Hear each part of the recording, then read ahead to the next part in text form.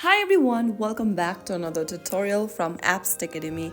Today in this video, I'm going to show you how to enable dark mode in Audible application. So in order to enable dark mode on Audible, launch open the Audible app on your device and make sure that you are logged in. After you are signed in, click on the profile button from the bottom of the screen. In the profile section, click on the gear button appearing at the top right corner.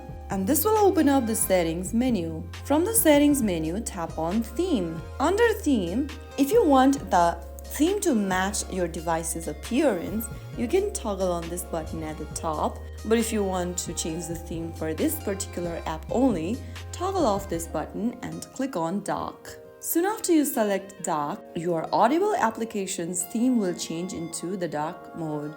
You can now enjoy the sleek appearance that reduces eye strain and saves battery on your device. So that is how you can easily enable dark mode on Audible. If you found the video helpful, don't forget to like, share and subscribe to our channel. I will be back again in the next video. Thank you for watching.